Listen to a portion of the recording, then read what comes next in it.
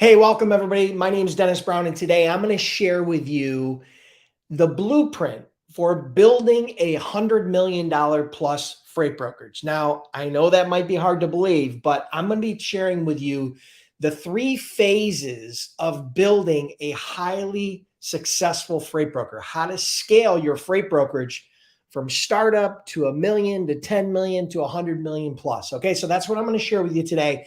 I'm excited. This is the first time I've ever actually shared this on the channel. In the past, I've kind of kept this content and this topic for, my high level coaching clients, which, sometimes have paid me, multiple, $30,000 a year is what I used to charge for that product, for that coaching program. But listen, here's what I want you to understand. I'm going to share with you the framework, the blueprint, the outline of exactly how to go from startup to $100 million a year. Now, I can't promise that you're going to do it. I can't promise that it's going to work for you, but I can promise you that it's worked for me. It's worked for many, many, many, many other brokers over the years that have scaled their businesses this way. Okay. So again, we're going to go over the 3 phases of scaling your brokerage to $100 million. Thank you so much for joining me. Hit me up in the comments with the city and state you're logging in from. I'll try to do some shout outs. Here's the agenda. We're going to do the training as usual. Okay. We're going to talk about those 3 phases. Then we'll probably, depending on time, we'll do a giveaway, or we're going to do a free giveaway. Maybe we'll do a t-shirt, maybe we'll do cash, whatever. And then on the last part, we will do live Q&A. You can ask me any questions about starting, growing a successful freight brokerage or freight agency on the back end. Okay. So I hope that lays it all out for you. Let me give a few shout outs. Yes, Samir, this is live. I go live every Monday at noon. Okay. Every Monday at noon, I go live. And yes, this is live. So welcome. Thank you for being here. Let's see who we got here. Joshua, welcome from Tennessee. Michael 46 from Orlando. Jomo Mighty from Florida. Awesome. We got Hog Boy and Biff from Cincinnati. We got Elkie from Elkie from Olive Branch, Mississippi. Elkie Decker. We got a bunch of people joining us. So I'm excited that you guys are here. Let's see what else we got. We got Tony from Somerville, South Carolina. We got Glowing Lightfoot from Arizona. Connor from Armenia, as always. Jerry from Chicago, welcome. Isaiah from Springfield, I guess from Orlando. Vanetta from New Jersey. Gary from Huntsville, Alabama. Jeff from Florence, Mississippi. Taria from Virginia. Uthea from Edison, New Jersey. Goro from Pasadena, California. Sheila from Houston, Texas. I don't know why my vision is blurry out of this eye. The font is really low. I mean, I am 53, so my eyes are probably getting to me. I should probably start wearing glasses, but I've been refusing thus far. Jim Davis from Frankfort, Illinois. Zoran from Macedonia. Joe from New Jersey. Gloria from Castleberry, Florida. So welcome, everybody. We got people from all over the globe here, right? Thank you so much for joining me. I appreciate you being here. Again, I do these lives every Monday at noon. And do me a favor here, the price of admission. You didn't have to put a credit card in. You didn't have to give me your email in order to be a part of these lives. There was no cost. There was no gate. Here's all I ask you to do right now. Hit the like button. And then share the stream. Okay. Let other people know about these free trainings. All right. I do them every Monday at noon. Let other people know. Hit the like button right now and then share the stream, whether you're on Facebook, whether you're on YouTube, whether you're on wherever you're at, LinkedIn, wherever you're at, hit the share button, share the stream, and let other people know about it. I truly appreciate it. That's the price of admission. Those are the metrics that I look at to determine whether I'm going to continue to come on here every Monday at live and do free trainings. The more engagement we have, the more likely I am to come back. The less engagement I have, the less likely I am to come back. I've got plenty of things I could be doing, but I do these lives free every Monday at noon. So for those of you that missed it at the top of the program here, we are going to be going over the blueprint for growing $100 million freight brokerage, right? For the blueprint for building $100 million plus freight brokerage, which involves me reviewing with you the 3 phases of growth that you're going to go through as a broker. That's what we're going to talk about today. All right, so I'm going to grab a drink. We got a bunch of people live, and I'm sure we'll get more that'll catch us on replay. Have you guys ever tried this sparkling ice drink? I'm addicted to the black cherry and the fruit punch. Zero sugars, vitamin and antioxidants. Dude, it's awesome. I love this thing. Try it. It's not a sponsor. I'm not getting paid for that. But yeah, I do. I'm addicted to it. You'll see me drinking it all the time. I buy it by the case through Amazon. Oh, buy it through Amazon. Way cheaper. Okay. Don't buy it at the store. It's much more expensive. Cheaper at Amazon. Okay. All right. So enough about that. All right. So today, here's my notes. This is what we're going to go over today. We got a lot to go over.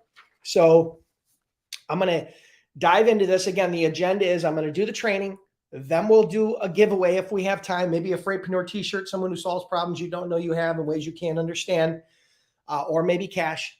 And then on the back end, we're going to do live Q&A. So if you have questions, stick around to the end. I promise you, I will do my absolute best to answer your question. If I don't know the answer, I'll try to point you in the right direction. All right. So today, I'm going to share with you the blueprint for building $100 million freight brokerage. Okay. So that's what I'm going to share with you today. This involves 3 key phases of growth, because as you start a brokerage and start to grow it, your responsibilities as a broker and a business owner change and evolve. All right. So phase number 1 is what I call the selling phase. All right.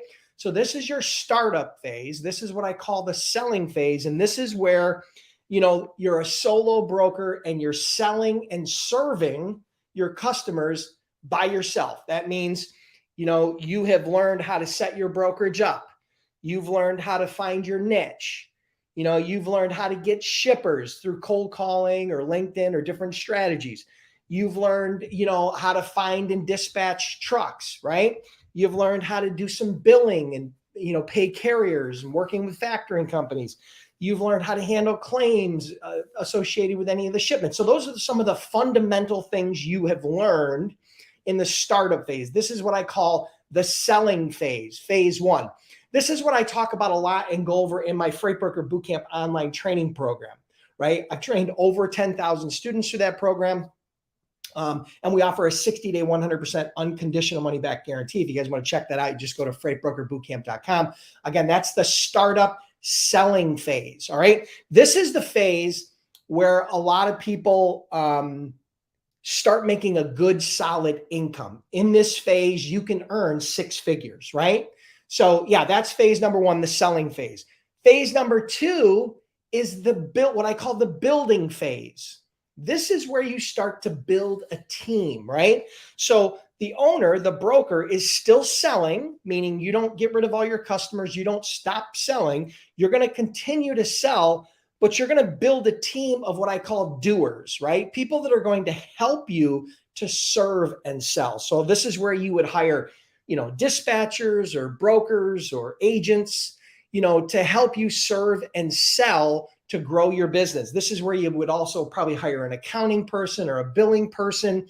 This is where you might hire an IT person to start helping you with some of the IT and the technical stuff, the computers and software and things of that nature. So this is the building phase. In phase number 1, when I talked about selling, that usually goes from startup to maybe around $1 million in sales. But in phase number 2, when you start going into the building phase, this is where you go from $1 million in sales to, let's call it, around maybe 10 million or so in sales. So this is a phase that a lot of people struggle from going from phase 1 in the selling phase to phase 2 with the building phase, because they have a hard time hiring and managing people. They have a hard time developing systems, right? So those are some of the pitfalls and some of the issues that you run into trying to go from phase 1 where you're selling to phase 2 where you're building. And again, in that building phase, this is where you start hiring people and training people and teaching people. And this is where a lot of people struggle. But this is the phase where you can really start to scale your brokerage, where if you're doing $10 million in sales and you're operating efficiently, you're making a really solid multi-6-figure income that's going in your pocket. Okay. So ultimately that's phase 1, phase 2. Phase 3 is what I call the leading phase. This is where you become more of a leader in your organization. Rarely at this stage is the broker or the owner still selling. He probably has divested himself of his customers and assigned them to different people in his organization by then. And now at this point, what he's doing is, as opposed to just hiring the dispatchers and agents and brokers and the doers, what I call the doers, he starts hiring and building a team, a management team. He's going to start hiring sales managers. He's going to start hiring operations managers, HR managers, maybe a CFO or a controller, right? Or a vice president of finance. This is the phase, and the leading phase. This is where you can go from 10 million roughly in sales up to $1 billion or more. Because here's the cool part. The difference between phase 2 and phase 3 is really not that huge, right? This is where you replicate what you did in phase 2, but now you do it in building a management team, right? You've already hired people, you've already trained people.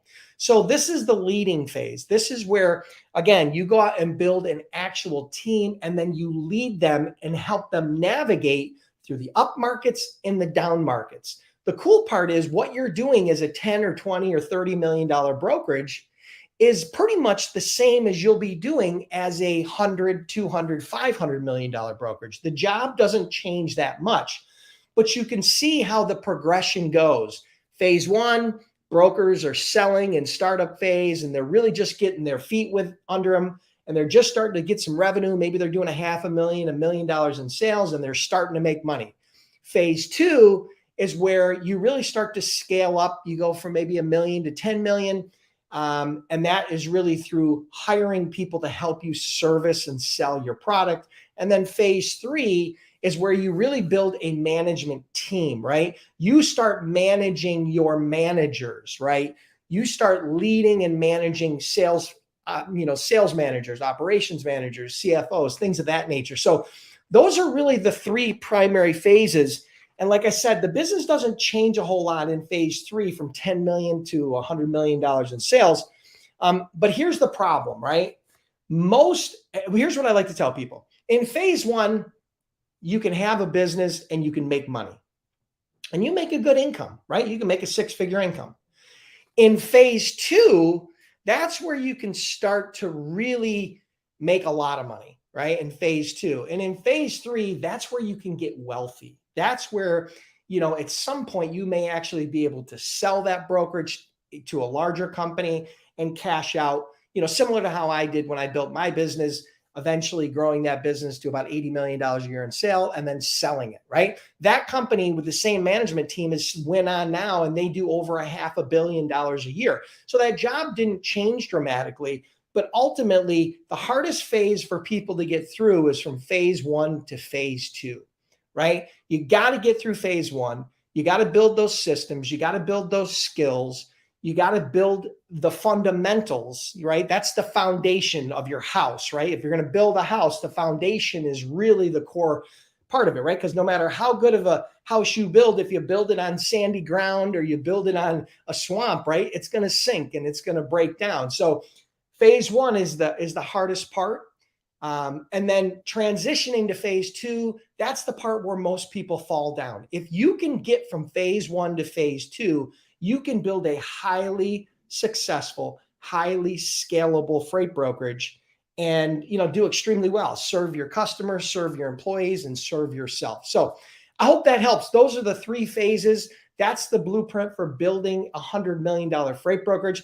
Listen, if you guys are curious about getting started as a freight brokerage, check out freightbrokerbootcamp.com. Again, we trained over 10,000 students. We have a 60-day, 100% unconditional money back guarantee. And if you're curious about scaling, where you really want to scale from the sales perspective, where you need help getting customers, right?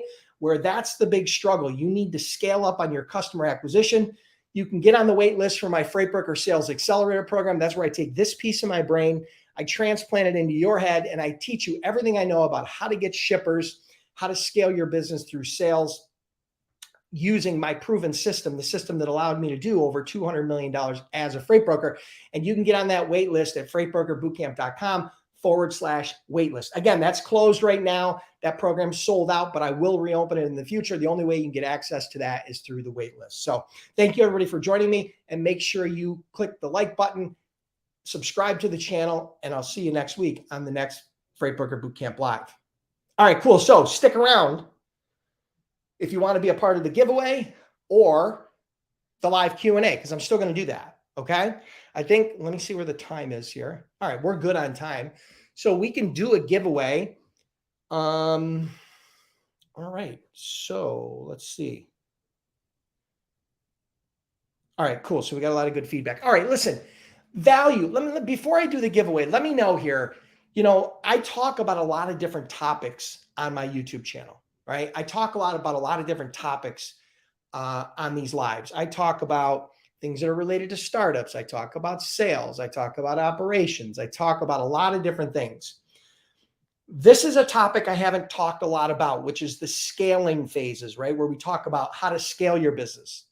How valuable is content like this on a scale of 1 to 10? 1 meaning, hey, listen, Dennis, this isn't for me. It really has no interest to me. 10 meaning, hey, listen, this is perfect. This is the sort of stuff that I really want to understand. Hit me up in the comments and let me know how you guys feel about this content. I'm always struggling to come up with new ideas of content. You got to understand, I've done hundreds of YouTube videos. I've done hundreds of lives. Okay. And so after a while, it sometimes becomes a challenge to try to come up with interesting content that's very relevant and important to you without talking about a lot of the same things over and over again. So give me some feedback if this type of content, if this type of information is valuable to you, because I know that everybody that's on this is in a different phase of their business, right? You might be in phase 1 or phase 2 or phase 3. You might even be pre-phase 1. You might be in the discovery phase, right? But having this type of roadmap will give you the confidence to know that the business is going to be able to help you achieve the goals that you're looking for. So hopefully that helps. Let me know in the comments, no matter where you're at, if you're on YouTube or Facebook or LinkedIn or wherever you're at, let me know how you guys feel about it. Truly appreciate it. Okay, cool. So we got some good feedback. All right. And listen, if it's not a 10, that's okay. You don't need to placate my ego. If it's a 4, tell me it's a 4 and tell me why, right? I just would love to know why. That's all. Just give me some reasons why. And it's not, I don't take things personal. Trust me. My superpower is the fact that I have super thick skin. Very little bothers me. Okay. And so I guess that's my superpower, or so I've been told. All right, cool. All right, good. So let's keep giving me the feedback. I appreciate it. Let's do a giveaway. Let's see. What are we going to do for a giveaway today? How about we do this? I'm going to give you okay, so here's my challenge. Here's all you got to do. All right. Wherever you are watching this, if you're on LinkedIn, if you're on Facebook, if you're on YouTube, wherever you're at, here's what I want you to do. I want you to click share the stream, and I want you to share this stream on whatever channel you're on. If you're on Facebook, share it on your Facebook page. If you're on LinkedIn, share it with your LinkedIn network. If you're on YouTube, the problem with sharing is this. Here's what you'll have to do if you're on YouTube, okay?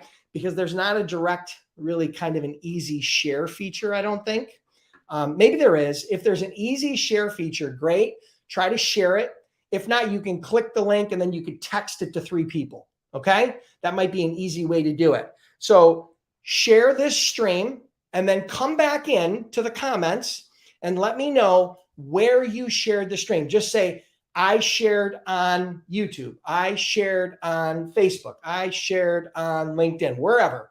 And then I'm going to randomly pick one person and I'm going to give away a t-shirt, the Freightpreneur t-shirt. Someone who solves problems you don't know you have in ways you can't understand. Now, this is US only, okay, because it does need to be shipped. And I'm not going to spend the money to ship I'm not going to spend $50 to ship a $20 shirt, okay? So yeah, so this is US only for the shirt. Again, the Freightpreneur t-shirt, someone who solves problems you don't know you have in ways you can't understand. So you got to let me know where you're sharing. Facebook, LinkedIn, whatever. And you got to let me know that for sure. And then I'll come in, I'm going to randomly pick one person to win the shirt, and then hang tight because we are going to do live Q&A. I apologize. My eye has been bothering me for some reason. So I'm going to grab a drink while you guys are doing that. I'm going to look at the feedback you guys are giving me on the video. So we got good feedback. All right. Cool, cool, cool. All right. So we got a lot of people. Buffalo Carey shared it on Facebook. Juan shared it on Facebook. Robert shared it on LinkedIn. Juan shared it on, I'm not sure where. Alana shared it on LinkedIn. Gary shared it on LinkedIn. All right, Juan, I'll do my best, my friend. I'm going to randomly pick one winner. Hopefully you're the winner. Okay. Because I know you've been on a lot of my lives and watched a lot of my videos. So we're going to give it one more minute. All you have to do is share the stream on whatever platform you want, and then come back and hit me up in the comments, and you'll be entered to win the Freightpreneur t-shirt. Someone who solves problems you don't know you have in ways you can't understand. I'm going to give away the t-shirt, and then from there, we're going to go into live Q&A. So hang tight. If you have questions about Freightbroker startup or scaling or Freightbroker sales or whatever it is, hold tight with your questions. You got to hold your questions, because if they get lost in the comments, I'm never going to see them. Okay. All right. Okay, cool. 15 seconds. And then we're going to do the giveaway. You got about 15 seconds to finish up sharing and putting their comment in the box. And then I'll know you're entered. And then we're going to pick a winner as usual. All right. Chiquita. I haven't seen, you used to be in a lot of my lives. I remember that name. I haven't seen you in a while. Good to have you back. All right, cool. So listen, here we go, guys. I'm going to randomly pick one person, and then that person is going to win the shirt. And the winner is Taria Dunn, shared by texting and LinkedIn. Awesome. Listen, congratulations, Taria. You're the winner of the Freightpreneur t-shirt. Here's all you got to do. Here's what I want you to do. If we're on LinkedIn or through my Freightbroker Bootcamp Facebook page, message me your full name, your mailing address, your size. This is a large unisex sizing, right? Your name, your address, your size, and let me know that you won the Freightpreneur t-shirt giveaway. Okay? Just let me know you won the Freightpreneur t-shirt giveaway, and I will have that sent out to you. You'll get it within a week or 2 weeks. Truly appreciate everybody playing along, and congratulations, Taria, for winning the Freightpreneur t-shirt. Everybody else, thank you again once for playing along. I truly appreciate it. Oh, she's excited. Taria, awesome. You're welcome. Congratulations. All right, good. So let's jump into the live Q&A. If you guys have questions about Freightbroker startup or scaling or sales or marketing or whatever it is, hit me up in the comments. I will do my absolute best to try to answer your questions. If I don't know the answers, I'll try to point you in the right direction. Here's the reality, though. I will not get to everybody's question today. There's way too many questions compared to time allotted, all right? So I'll get to as many as I can. Juan, I'm sorry. Come back next week and play, and maybe we'll get a chance to win. I try to make sure this is very legitimate, and I randomly close my eyes and scroll through and just pick one person. And Taria is the winner today, but maybe next week you can win. So hit me up in the questions in the comments right now with any questions that you have related to starting or growing a successful freight brokerage. And okay, Gary Madison asks, best place to get a bond. Okay, there are a lot of different bonding companies out there, but the one that I have the one in particular that I have vetted and I know the best and has treated our students the best, right, over time is, you can go to this link, freightbrokerbootcamp.com/bond. If you go there, that's going to direct you to a link where you can fill out an application. These guys have literally bonded hundreds of our students. I've always got great feedback. They've got very competitive rates. They're very responsive. And, they're a preferred vendor inside of Freightbroker Bootcamp. So I would say that's the best. There are lots of other bonding companies out there. Make sure you vet them. Make sure you vet them properly. How long have they been in business? Get some, maybe even want to talk to a customer, check out how long they've had their website. I mean, you want to do a little bit of vetting of somebody if it's not the company we're working with here, freightbrokerbootcamp.com/bond. you definitely want to check them out. I put that partnership in place years ago, and they've always done an amazing, great job. Okay. So that's where I would send you for your bond. They are a preferred vendor inside of Freight Broker Bootcamp. All right. Okay, here's another question. Ish Master asks, how should I transition from truck driver to starting my own brokerage? Okay, well, that's hard for me to answer for you. You really got two options, right? I mean, there's really only two options. One is you start doing it part-time and operating your brokerage as a part-time broker, full-time driver. Okay. That can work sometimes on the short term to try to start learning and building the business and maybe get your first customer or two, right? So you can do it part-time, but I like to tell people you can do it part-time, but you can't do it in your spare time. That means, an hour here, an hour there, an hour here, an hour there. That's not going to work. But if you say, listen, I'm going to work 3 hours a day on this 5 or 6 days a week, well, then that might work over time. It's going to be a slower growth, but part-time can work. Or you can go full-time. Now, the full-time transition depends a lot upon your financial situation. Do you have the financial resources to weather and to pay your bills during the first 3 to 6 months, which is going to be that startup phase, right? Which is that growth phase, which is where you start getting your first few customers. You start generating some revenue. Now, those are the two strategies. But here's the thing. As a truck driver, you have a big advantage over when I first started, and many people that are probably watching this, because you know better than anybody what it takes to pick up and deliver freight on time and deliver it with no issues, right? Still know it better than me, and I've been in the industry for 20 years.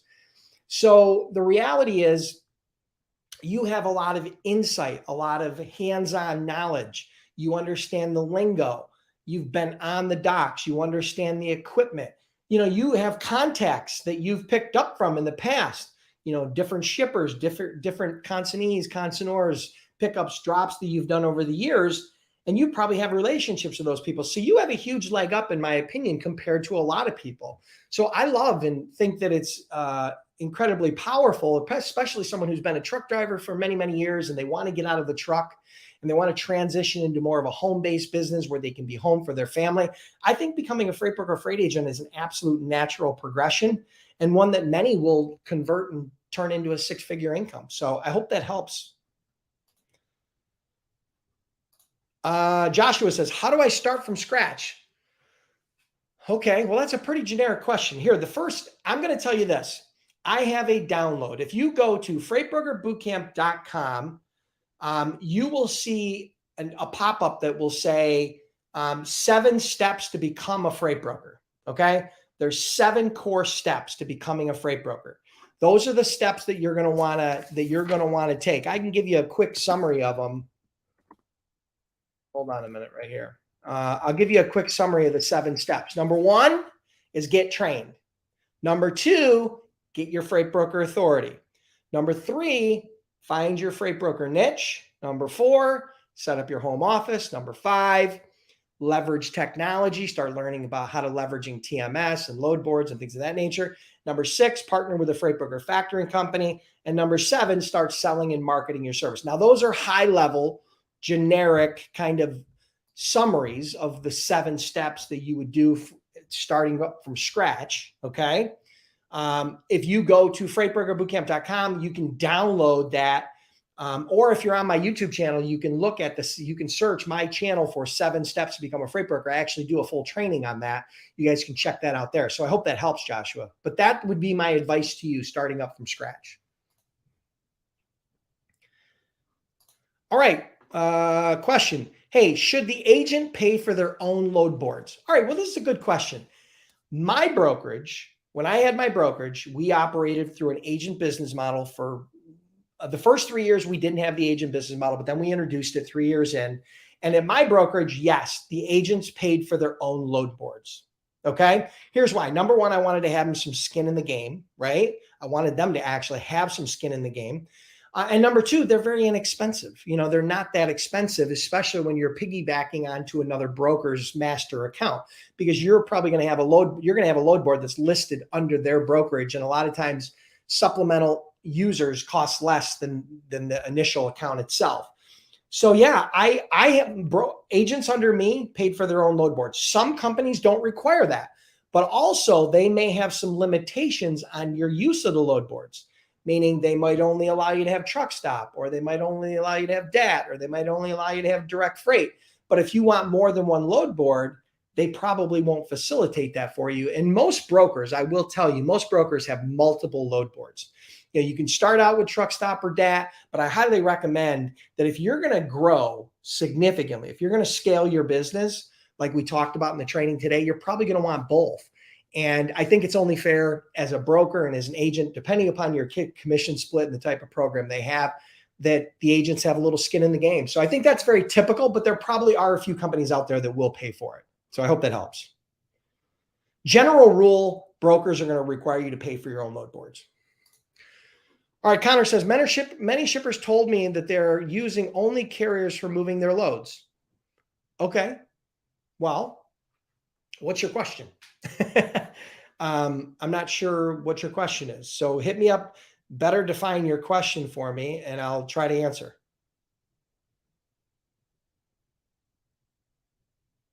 Pause. I'm not sure I understand that question. Okay, so LKS, just starting out as a new broker with no customer references, how can you overcome that until you get your first customer?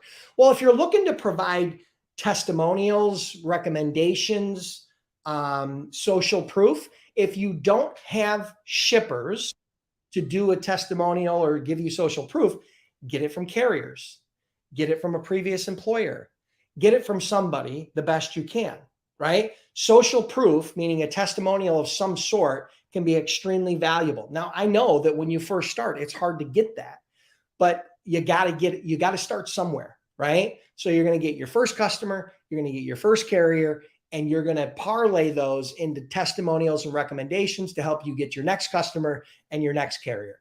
That's really what it comes down to, right? So if you don't have anything, you know, it's hard to get a testimonial or recommendation from someone that doesn't exist, right? So I'm not going to tell you to make it up. It's got to be real. It's got to be true. But maybe you have another person. Maybe you worked in trucking before. You were a truck driver. Maybe you were a warehouse manager. Maybe you were someone like that who could give you a testimonial as it relates to your skills in and around the core skills of brokerage, which is, operations and communications and negotiations and things of that nature. Maybe you can get a testimonial from somebody you used to work with that will help. It's better than nothing, right? It's not perfect, but it's better than nothing. So, okay, I hope that makes sense. The website address, freightbrokerbootcamp.com. If you are interested in learning more about the online training, you can just go to freightbrokerbootcamp.com. Here it is right here. Okay. Freightbrokerbootcamp.com. That's my startup training. That's where you can, learn from A to Z, the fundamentals on how to start and grow a successful freight brokerage. Okay. So I hope that helps.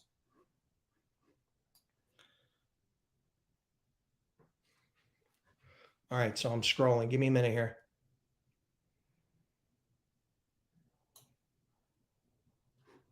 Okay, so Leonard asks, how many people have you had work under you when you reached your ultimate goal in business? Okay, so my brokerage at the time that I sold it, we had about 70 agency locations, meaning different agencies throughout the country. Some were new, some had been with us for, many, many years. Okay, a decade. Now that was the agency. Now, W-2 employees inside of the organization, at that time, we probably had 20 to 30 full-time employees. I'm just guesstimating, right? Roughly 20 to 30 full-time employees and about 70 agency locations. Now, those agencies, some of them were solo brokers or solo agents, and some of them had 3 or 5 or more employees, right? But they worked for the agency, not for me. So I hope that helps, Leonard.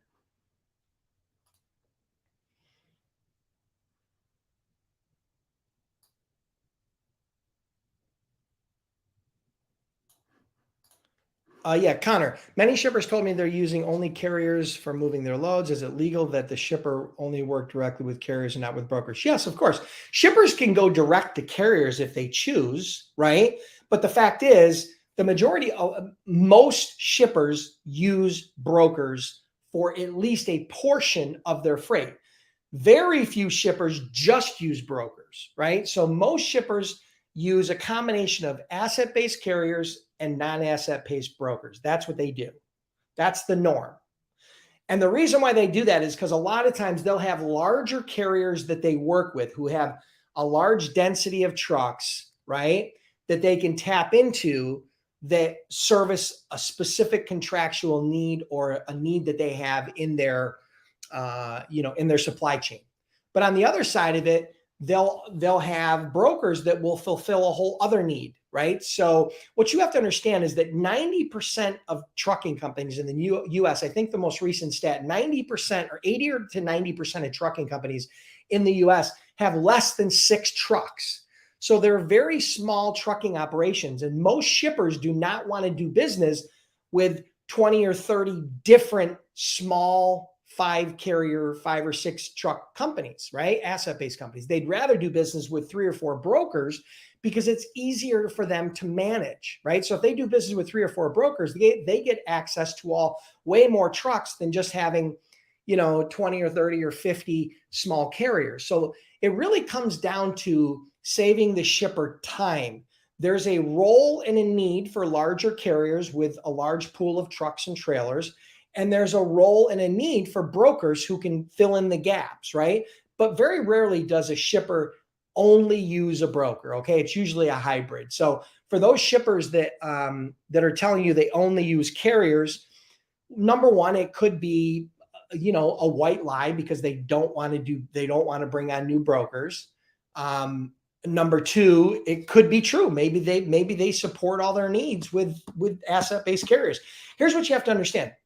There are tons of shippers out there that use brokers. I can tell you, it's the majority of shippers out there that use brokers. So if you're running into some shippers that are telling you that they only use asset-based carriers, dig your heels in, try to pitch value. And if they don't buy the value, get an offer or get permission to follow up with them down the road, because things change all the time, and then move on and find a need of someone who does need your services and is willing to work with brokers. There's tons of them out there, I promise you. The percentage of freight moving through brokers grows year over year over year over year. There are more loads that are brokered today than when I first started in 2003. Way more. Okay? The brokerage industry continues to grow. The volume that brokers control continues to grow year over year. All right. Thank you for sharing. Okay, Casino Time says, question, trucker for 15 years, market is tough currently for truck drivers. Is the broker taking too much off the top or shipper not wanting to pay more? Okay, so here, good question. Thank you, Casino Time. So brokers do not determine the freight rates. I know that's hard for you to believe. I know that most people don't understand that. And shippers don't determine the freight rates. Okay, so they have influence, but they don't determine the freight rates. What determines the freight rates is the supply of trucks and the supply of loads. It's that ratio of loads to trucks. Let me explain it to you. When you have a lot of loads and not as many trucks, rates go up because the demand and the competition for those trucks is high. Okay, when there's more trucks than there are loads, then rates go down because now there's more of a demand from the trucks to get the loads. So rates go down. That is the basic economic dynamics that determines freight rates. That is the basic economic law that determines price of anything. Okay? Supply and demand. If I've got 100 iPhones and I've got one buyer, the price is going to tank. If I've got one iPhone and 100 buyers, that price is going to go up. Okay, that's just basic economics. So it's the same rules that apply to freight brokerage. Now, shippers, of course, there's two different positions. You got the shipper who wants their rates low but good service, and you got truckers who want their rates high so that they can make money, right? The broker's in the middle. The broker honestly shouldn't care if rates are high or low. because they take a middle. That middle is typically somewhere between 10 and 20%. Now, statistically, okay, and this has been proven time and time again, especially if you're in the full truckload market, brokers average 15% margins. That's it, gross margins. So on a $1,000 load to the shipper, the broker's making 150, paying the carrier 850. 10 to 20% margins is not gouging. Okay, it's not gouging, I promise you. There's a lot of stories out there, a lot of misinformation, a lot of bullshit about brokers making 30, 40, 50%. Now, I'm not saying that that doesn't happen occasionally. I'm not saying that there aren't a few brokers out there that might be doing that. But as a general rule, brokers are making about 15%, and that is not unreasonable. Okay? So here's the thing. As a carrier, you have an option. The ball is really in your court. And the reason why it's in your court is because if you don't want to work with brokers, all you have to do is develop your sales skills and go direct to shippers, because you could cut the broker out if you chose. But the reason why most carriers don't is because they don't want to learn the sales skills, or they don't have the time, or they fear rejection, or whatever the case may be. And that's why they rely on brokers to get their freight. Okay? If I were a carrier, I would work with some brokers, but I would also have direct shippers. And unfortunately, most small carriers don't have any direct shippers because, again, they don't develop those skills. Now, the reason why rates have went down is because when the market was booming and there was tons of freight, the rates went way up, and then you had a lot of carriers enter the business. And then now the tonnages went down a little bit. You have a lot of those carriers going out of business, but you have too many trucks compared to too many loads. Eventually that will even out, and that's already starting to prove out, right? So we've already had freight rates are starting to stabilize. They've kind of probably hit close to the bottom. And so I think the most recent van, national average van rate for spot market was like, I don't know, it was like 210 or 215 or something like that per mile or something like that. So I think it's kind of hit the bottom. But yeah, those are the dynamics of what determines freight rates. So I hope that helps. Let me see.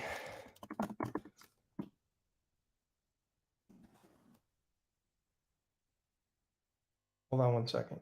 Okay, so here you do. Go to boom, boom, boom, boom, boom. Okay. So let's see. Recommendations for factoring. Okay, here you go. If you want, if you're looking for factoring, let me see something here. Hold on a minute.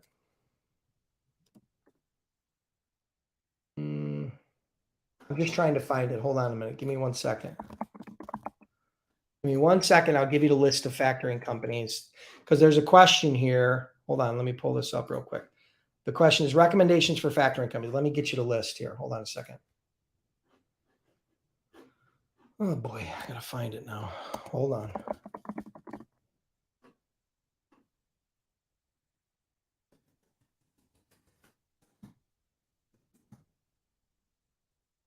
Heck is it? Hold on a minute. Sorry guys, give me a minute. Oh, here you go. Okay, good. All right, here you go. Boom. Boom. All right, here you go. Here's all you got to do. Go to this page. All right. Let me see. Go to this page. Oops. Hold on. Comments.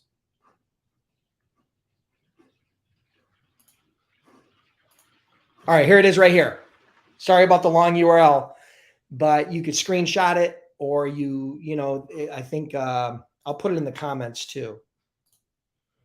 Put it in the comments and you guys can cut and paste it. Okay.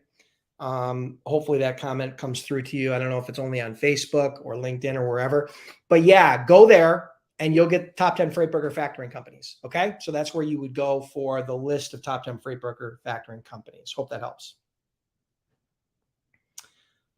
Let me continue scrolling through. We got a ton of questions. Wow.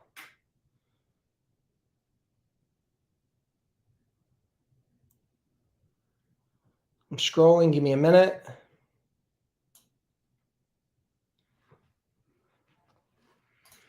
Okay, so Casino Time says, question 2, when a broker says, I'm already losing money on this load, I can't pay more, what does a broker mean when he says he's losing money? Okay, so when a broker says he's losing money, it means he's sold the load to a carrier at $1,000, just hypothetically. And if he pays you less than $1,000, say he pays you $950, he would lose $50 on that load in order to move the load. Now that does happen. There are times when a broker is willing to lose money on a load to retain the customer because he has to provide a high level of service. So what they're really saying on the rate negotiations is that they can't go any lower than that, because if they do, they'll lose money. All right. And if they do lose money, they're only willing to lose a small amount of money. Maybe they rated it improperly. Maybe rates have went up because of some dynamic like a spike in fuel or holiday or the day, whatever the case may be. But yeah, so that's really what it comes down to. So I hope that helps.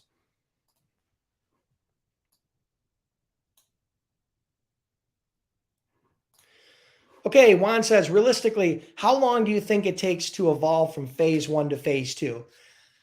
You know, it's different for everybody, phase 1 to phase 2. I evolved from phase 1 to phase 2 very quickly.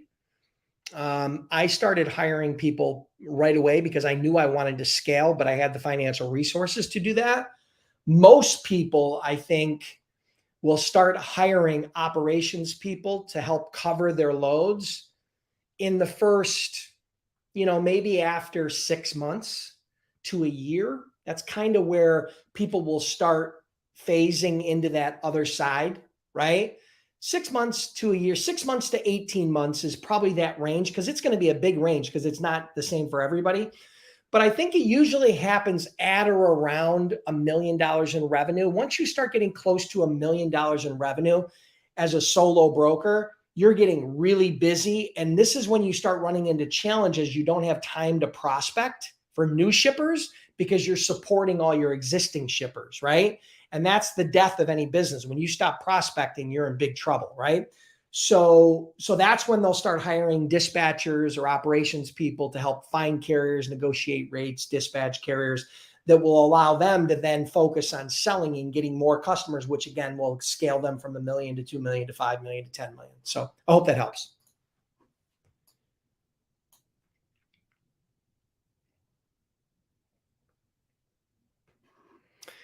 Any legal documents you should always have reviewed by a lawyer. The way that you can kind of hack that and save yourself some time is to find a well-established broker who's been in business for, let's call it 5 or 10 years, okay? And get their broker contract and then customize it to your own, and then use that to show a lawyer or, someone who has a legal background. Again, I'm not a lawyer. And I can't give you legal advice. It would be a mistake for me to give you legal advice. My advice is find somebody who has legal experience and then run those contracts by them. It typically is not going to cost you a whole lot of money to have them review a contract. Okay. So yeah. The contracts that are in Freight Broker Bootcamp are templatized startup contracts. Again, you could use them at your own discretion, but I would highly advise you customize them and then, maybe have a lawyer take a look at it and go from there. So I hope that helps.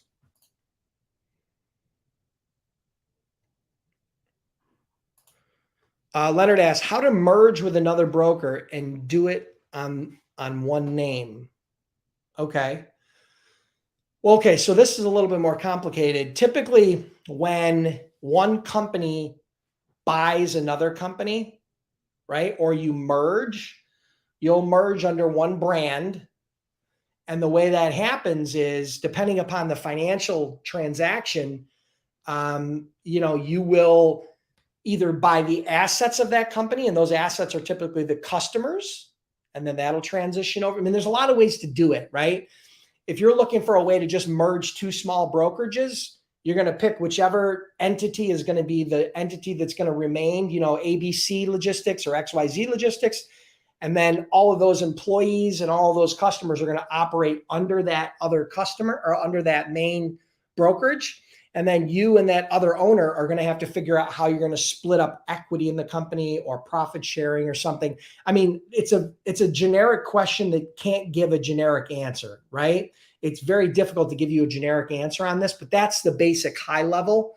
And then from there, you're really going to need some lawyers. You're going to need some accountants. You're going to need some people that can really help advise you in merging, right? Because you're going to want to understand all the financial components of these two brokerages. If if there's any revenue, I mean, if there's no revenue, then there's nothing to argue over, right? But if you've got two small brokers, one's doing $500,000, one's doing $1 million, and you want to merge those two, well, you're going to merge them under one brand, under one corporation, under one LLC.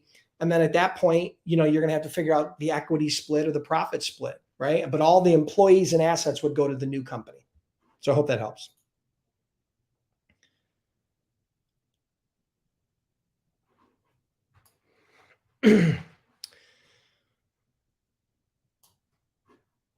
Okay, yeah. Loretha asks, agents are not required to get bonding. Correct.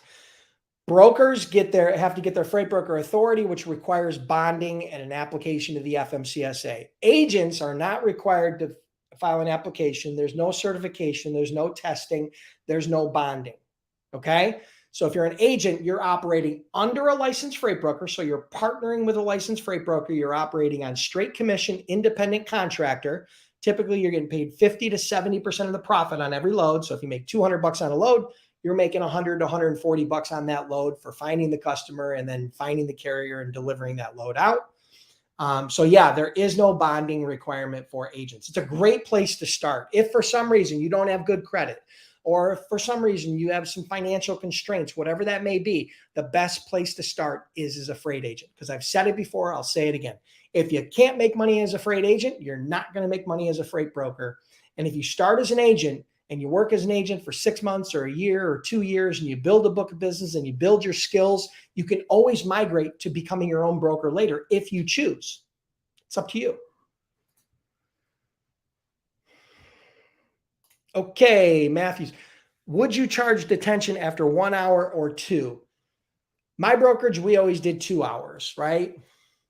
Some carriers will argue with you about an hour, but you debate that up front. You don't debate that on the back end, right? So when you set up a carrier, you define what the accessorial charges are and they agree to them or they don't. When you set up with a shipper, you define the accessorial charges and you don't argue about it later, right? Most shippers are going to pay you after 2 hours.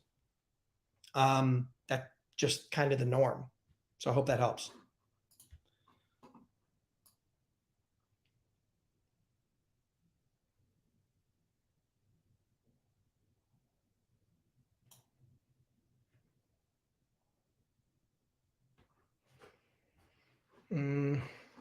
Okay, so Leonard asks, how do you find broken companies to buy? How do you sell your brokerage company? Okay, so if you're going to sell your brokerage company, the hard part is if you're a small broker doing $1 million in sales, there's not going to be a lot of buyers for that. You could sell it, but it can be challenging to sell $1 million brokerage because it's so small. No big company, if a company's doing $100 million a year in sales, buying $1 million brokerage isn't worth their time because it's going to cost them way too much time and energy to not even move the needle, adding $1 million in revenue. But if you're a $100 million company, would you buy a $20 million brokerage? Yes, because you stand to increase your revenue by about 20% if that merger goes through and if you can acquire that company. So small brokerages are harder to sell than larger brokerage. The larger you get in revenue, the more opportunities to sell your company there will be. Okay. I find that when brokers get into that $20 million range, that's when they start getting a lot of people knocking on their door wanting to acquire them. That's what happened to me. Okay. So that answers that part of the question. How do you find broken companies to buy? Well, you can go online, you can go to different websites that host, sites for sale, businesses for sale. You can put freight brokerage for sale and you can search Google. There's sites out there that will offer that. I don't know if they're broken or not, but they'll be out there trying to sell their business for whatever reason. Maybe they want to focus on something else. Maybe they want to retire. whatever the case may be. If you're looking for broken businesses, I'm not quite sure how you would find broken brokers, right? Broken brokers are usually broke. So they probably don't want to acquire them. Hope that helps.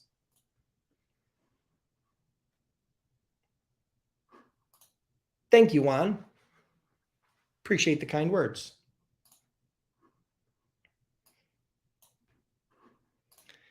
What is your perspective on Global Trans and running my agency with them as a partner? I currently have a decent book of business and looking to grow. I want to make sure that their 70-30 split is worth it. Global Trans is a very large brokerage, okay? Which means they have very good financial resources. They have a very good brand. They have very good technology. Those are three things that will be in your favor. The things that are not necessarily in your favor are the fact that because they are so large, and they have such a large agent base and customer base that if you try to migrate your customers over to them, there's going to be conflict with other agents. Okay. So your largest customer might already be assigned to another broker or protected under another agent, right? And that would hurt you financially. So that would be one thing you'd want to find out up front. Are your customers going to migrate without any issues, or are you going to lose customers? That's a big thing. So that's probably the big thing. Then after that, even if your customers do migrate, let's say 90% of your customers will migrate with no problem. Now your problem is going out and finding new shippers because I think Global Trans, I think they're doing $1 billion plus in sales. I don't even know what they're doing. They've acquired a bunch of companies. I think they're doing over $1 billion in sales. So you will have more competition from existing agents to try to go get new shippers because, again, they may already be protected or assigned to another agent. So that's the pros and cons. The pros are they've got great brand, great resources, great technology. The cons are, it can be sometimes hard to scale in those environments because a lot of the main accounts are already protected, especially the larger key volume accounts are protected. Okay. So those would be a couple things that you might want to consider. But as a whole, Global Trans is my perspective on them has been they've always been a good company.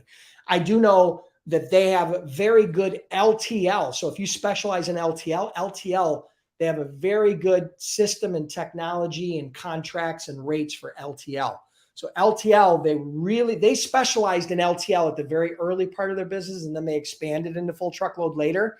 But their LTL technology is, from what I understand, is very, very good for rating and tendering and supporting LTL freight.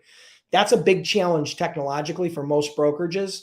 If you specialize in LTL, they might be a really good fit. If you don't, then you want to consider some of those other things that I shared.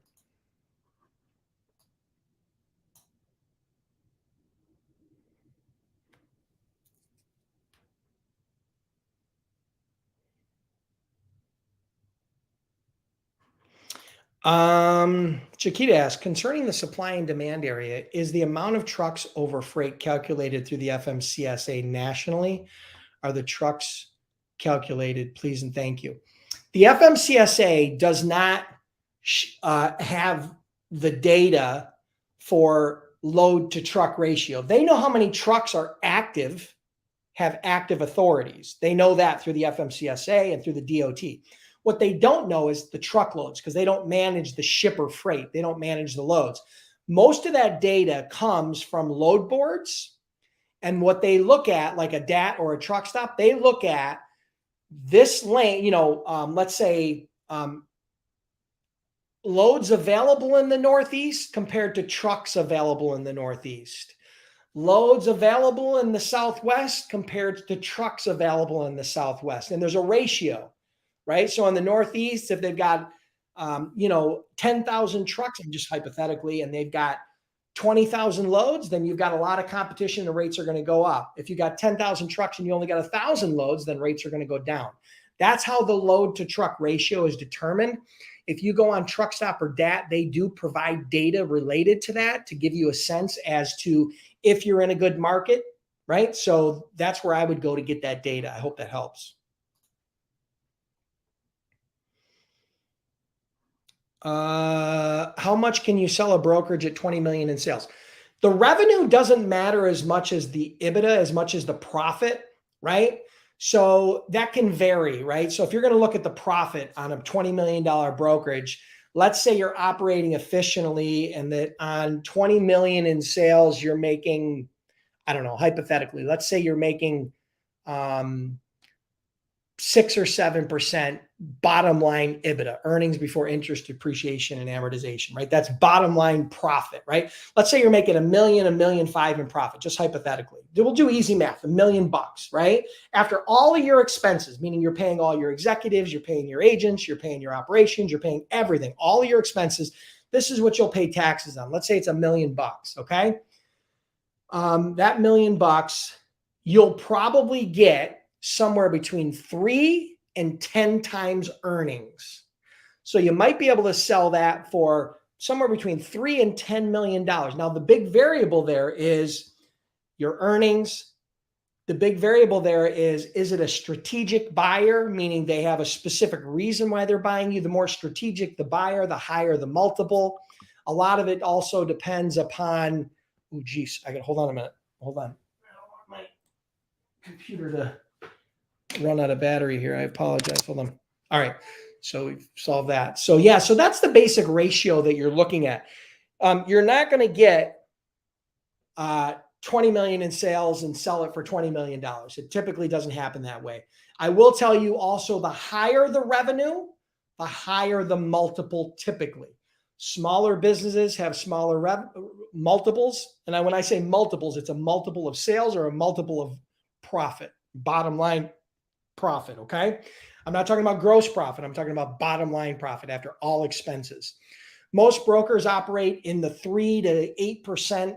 Most large brokerages operate in the 3 to 8% profit margin, where that's the bottom line profit after expenses. Because again, if we're only making 15% up front and you have operational costs with employees and 401ks and insurance and leases and technology, I mean, half of that could go very, very quickly just into expenses.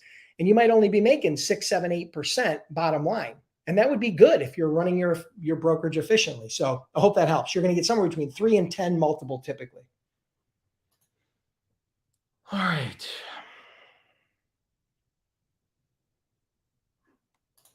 Question from Leonard. Would it be a good idea to send hats and t-shirts with your name, with your brokerage company, to your shippers and receivers? So if you have an established shipper that you're moving loads for and they're paying you, that's how I'm going to define a shipper. A shipper is not someone who's sending you emails with load lists. A shipper is someone who's actually paying you to move their freight, okay? So you're actively moving loads for them. Sending them small gifts is probably not a bad idea. I'm not a big guy on t-shirts with your name on it or hats with your name on it. Here's why. Think about it. Leonard, if somebody sent you,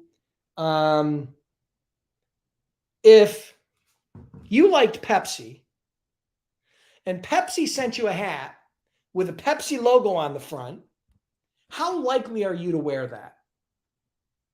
Probably not. I would never wear a Pepsi logo hat. I love Pepsi, but I would never wear a Pepsi logo hat.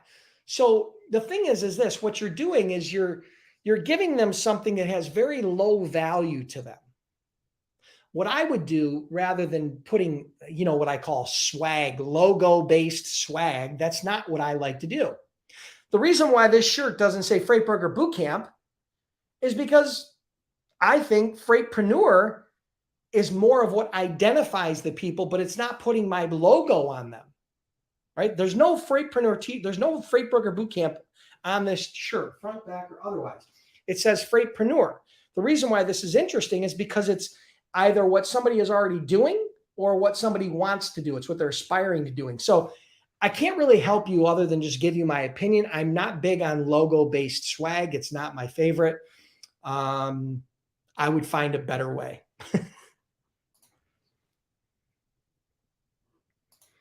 Juan says, could you start a freight brokerage with bad credit? You could, but it's going to be a lot more expensive because your freight broker bond is going to be very expensive. Most broker bonds fall somewhere between $1,000 and $3,000. If you have really bad credit, it might cost you $7,000, $8,000, $9,000, $10,000. So bad credit, if you have bad credit, you're better off starting off as an agent or finding a partner who has really good credit, giving them a small piece of the business and then using their credit to establish the bond. That's also another way to do it. Okay. So yeah, credit is a big variable for getting your broker bond, which is the largest expense for any new broker.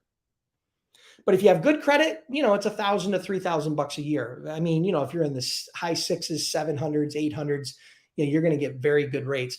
I had one of our students recently told me they got a bond for $900 per year because they had an 800 plus credit score. So I hope that helps. Where are we at here? Oh God, we're running late. Okay. All right, that's going to wrap it up for today. Listen, guys, do me a favor. If you haven't hit the like button yet, hit the like button. Share the stream. Truly appreciate you being here. Make sure that you put a reminder in your cell phone for Monday at noon. Every Monday at noon, the Freight Broker Bootcamp Live. Check your email and you'll get a link, or make sure you're subscribed to YouTube and you'll get notified. Listen, truly appreciate you guys being here. If you're curious about becoming a freight broker or a freight agent, check out freightbrokerbootcamp.com. We've had that program for over a decade. I've trained well over 10,000 students.